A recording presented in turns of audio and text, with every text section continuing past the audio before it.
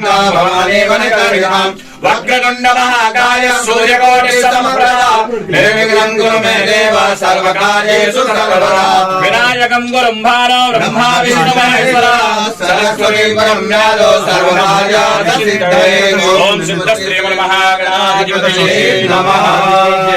वसीम जी एक बार तो देख लीजिए, एक बार तो देख लीजिए। अभी टीका लगा देना फिर। ठीक है, लगा दीजिए। ओम सुजक्षा आहामक्षेभ्याम्भूया शक्तिमुखेना शुश्रुतकर्णाभ्याम्भूया शाम्मा हरे ओम चंदनस्य पुण्यं पवित्रं पापनाशनम् आदराग्रते नित्यं लक्ष्मी वसति सर्वदा आदित्यावशवो रुद्रा विश्वेदेव मरुदकला तिलकत्ते प्रयच्छन्तो धर्मकामार्थसिद्धये सिद्धकामार्थ सिद्धये। कॉपी मार लेना यार, मेरे से क्यों टेंशन ले रहे हो। साहब डॉक्टर अरविंद बख्श अकेला जी, आप भाजपा के नेता हैं, भाजपा के पूर्व मीडिया प्रभारी हैं पश्चिम उत्तर प्रदेश के। ये बताइए जो वक्फ बोर्ड के शिया वक्फ बोर्ड के जो चेयरमैन रहे हैं वसीम रिजवी, जिन्होंने हिंदू मतलब धर्मांतरण किया है, हिंदू धर्म में अपना मुस्लिम धर्म छोड़ के हिंदू धर्म में आए हैं, इस बारे में क्या कहना है आपका कि किसी दबाव में आए हैं, राजनीति से प्रेरित है? बहुत बहुत धन्यवाद संजय जी, आपने बहुत ही एक ऐसा प्रश्न पूछा है जिसका जवाब भारत के प्रत्येक नागरिक को भी मिलना चाहिए और सुनना भी चाहिए उन्हें। मेरा मानना ये है कि वसीम रिजवी जी धर्म परिवर्तन नहीं किए हैं। जो लोग कह रहे हैं कि ये धर्म परिवर्तन किया है, ये बहुत सरासर झूठ है और गलत भी है। क्योंकि अगर किसी भी मुस्लिम भाई के, भारत देश के अंदर कोई भी मुस्लिम भाई ले लीजिए, अगर उनका पिताजी का नाम, दादाजी का नाम, परदादा का नाम, उसके आगे का पीढ़ी का नाम अगर आप पूछेंगे तो कोई राम सिंह, श्याम सिंह या कोई त्यागी जी या कोई भाटी जी ऐसे निकल जाएंगे। तो ये पहले पूर्व काल में इनके जो जितने भी पीढ़ी हैं वो सब हिंदू थे, और औरंगजेब के समय में अत्याचार करके तलवार के नोक पर मार के प्रताड़ित करके इन्होंने जबरदस्ती तलवार के नोक पर जो हिंदुओं को मुसलमान बना दिया गया था, और भारतवर्ष में ये सभी मुसलमान वो हिंदू ही हैं। और बशर्ते कि इन लोगों को पहले ही घर वापसी करनी चाहिए, लेकिन धीरे धीरे उन्हें समझ में आ रहा है। तो कईयों वर्ष लगातार मुस्लिम धर्मशास्त्र के अध्ययन करने के बाद रिजवी जी और आज सनातन धर्म में वापसी आए हैं। इसको हम धर्म परिवर्तन नहीं कहते, हम इनको सनातन धर्म में वापसी, अपने घर वापसी आए हैं। तो अपने घर वापसी आने को हम धर्म परिवर्तन नहीं कह सकते। और मैं बहुत बहुत अपने हृदय से बहुत बहुत धन्यवाद देता हूँ रिजवी जी का कि इन्होंने पूरा अध्ययन करके तब आए हैं। अगर वैसे आते तो कहते कि अनपढ़ था, मुसलमान अनपढ़ था, उनको बहका फुसला के पैसा दे के हिंदू धर्म में ले आए। ऐसा कुछ नहीं है। पढ़े लिखे हैं, शिक्षित हैं, उन्होंने अध्ययन किया है, मोहम्मद साहब के ऊपर अध्ययन किया है, पाक कुरान शरीफ का अध्ययन किया, पाक कुरान मजीद का अध्ययन किया है, बाइबल का अध्ययन किया है।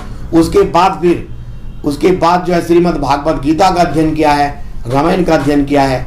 तब जाके कईयों वर्ष में अध्ययन करने के बाद उन्हें लगा कि सनातन धर्म ही एक ऐसा धर्म है जो अनादिकाल अनंत काल से इस सृष्टि पर है और सृष्टि का रचयिता भी है। तो इसलिए उन्होंने जो ये इस्लाम धर्म जिसको हम कहते हैं, बाकी ये इस्लाम धर्म है नहीं, इस्लाम एक संप्रदाय है। और मैं आपको ये बताना चाहता हूँ कि संप्रदाय और धर्म इन दोनों में बहुत फर्क है। धर्म और संप्रदाय तो आप 1000 बना सकते हैं। अगर आपके घर में 4 बच्चे हैं तो अलग अलग संप्रदाय बना के बैठ जाएंगे, तो वो संप्रदाय है। और धर्म से प्रजा का रक्षा होता है, तो ये संप्रदाय है। यहाँ पर रक्षा नहीं हो रहा, यहाँ रक्षण की जगह भक्षण हो रहे हैं। तो ये संप्रदाय है, ये धर्म नहीं है। तो मैं सबसे पहले तो वसीम रिजवी जी को, मेरे बहुत पुराने जानकार भी हैं, मैं बहुत बहुत धन्यवाद देता हूँ। और हृदय से उनको मैं साधुवाद देता हूँ कि वो सनातन धर्म में घर वापसी आए हैं और पूरे रीति रिवाज और पूरे भारतीय संस्कृति क्या वो और किसी दबाव में आए हैं या राजनीति से प्रेरित है? देखिए, जहां तक मैं रिजवी जी को जानता हूं, इसमें धार्मिक कोई किसी प्रकार के जो है दबाव नहीं है, किसी प्रकार के राजनीति भी मुझे नहीं दिख रहा है, क्योंकि अगर राजनीति होता तो वोट बैंक के काम करता, ऐसा वोट बैंक का काम भी नहीं है। और आपको पता है कि राजनीति को धर्म परिवर्तन में जोड़ना मेरे ख्याल से ये उचित नहीं है और राजनीति से प्रेरित नहीं है। डॉक्टर साहब, मेरा आखिरी सवाल है, जो हमारे योद्धा बिपिन रावत जी प्लेन ड्रेस में एक्सपायर हुए हैं, उसके बारे में क्या कहना चाहते हैं? देखिए, भारतवर्ष के एक महान योद्धा और साथ में जितने भी हमारे ब्रिगेडियर, जितने भी हमारे योद्धा ये शहीद हुए हैं त्रेस में, जिसकी जीवन लीला समाप्त हुई है, हमें ही नहीं पूरे देश को, और जहाँ तक कि विदेश में भी हमारे देश के लोग रहते हैं, उन लोगों के आंसू आंख से रुके नहीं हैं। जिस दिन मुझे ये न्यूज़ पता चला, मेरे आंख से आंसू नहीं रुकी थी। और ये परमपिता परमात्मा की ऐसी ही लीला थी, हम ये कह सकते हैं। और अगर हम वैसे बाहरी तौर से देखें तो इसकी जांच चल रही है और इसे पूरा पता किया जाएगा इसमें कि किस तरह से क्रैश हुआ, किसकी गलती थी, किस खामी के कारण हुआ है। मैं अपने हृदय से, अपने परिवार की ओर से और समस्त भारत के ओर से, भारत के निवासियों की ओर से मैं सशक्त नमन करता हूँ। ऐसे योद्धाओं के चरणों में मैं अपने सिर को बारंबार झुकाता हूँ, जिन्होंने देश के लिए काफ़ी लंबे अरसे से, लंबे समय से, जिन्होंने देश को बुलंदियों पर, ऊंचाई की बुलंदियों पर पहुंचाने के लिए काम किया है। मैं पुनः सशक्त नमन करता हूँ ऐसे योद्धाओं के चरणों में।